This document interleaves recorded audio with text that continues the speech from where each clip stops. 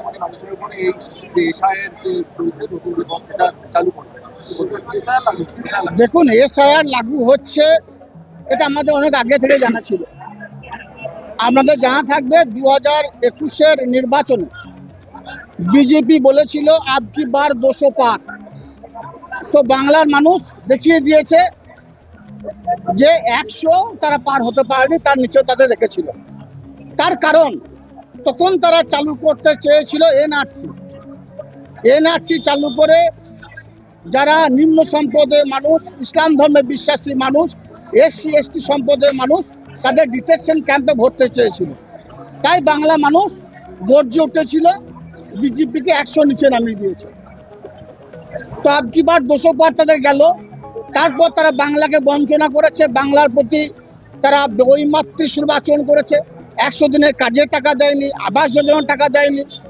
তারপর 2024-এর নির্বাচনে আমরা কি দেখছি, বিজেপির 1.5 ডজন ছিল, সেটাকে 1 ডজন নামিয়ে দিয়েছে বাংলা মানুষ। আবার এসআইআর করছে, এসআইআর করে বাংলাকে ধোঁকা দেওয়ার চেষ্টা করছে।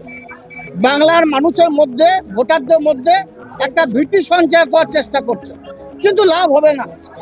বাংলার বাগিনী, বাংলার মা, মাননীয় মুখ্যমন্ত্রী মাননীয় মমতা বন্দ্যোপাধ্যায় এবং আমার দলের সেনাপতি যুবরাজ অভিষেক বন্দ্যোপাধ্যায় আছেন। বাংলার মানুষ তথা ভারতবর্ষের মানুষকে পথ দেখাবেন। তারা যে পথ দেখাবে সেই পথে আমরা হাঁটবো। দিনের শেষে একটা কথা বলে রাখি, যদি কোনো কারণবশত আমার বাংলার তথা আমার বীরভূম জেলার বুকে যদি এসআইআর নাম করে একজন বৈধ ভোটারের ভোটার লিস্ট থেকে তার নাম বাদ যায়, যদি বীরভূম জেলার একজন নাগরিকের নাগরিকত্ব হরণ করা হয়, তার সাংবিধানিক অধিকার থেকে তাকে দূরে সরিয়ে রাখা হয়, তাহলে বীরভূম জেলার যারা মামাটি মানুষের সৈনিক আছে তারা চুপ করে বসে থাকবে না।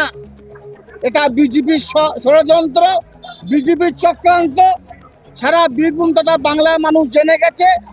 তাই যারা বিজেপি নেতা নেত্রী আছেন তাদেরকে বলবো, সাবধান হয়ে যান। এসআইআর হোক, কিন্তু একটাও ভোটার যেন তার ভোটাধিকার অধিকার থেকে বঞ্চিত না হয়, তাহলেই তোমাদের কপালে বিপদ আছে।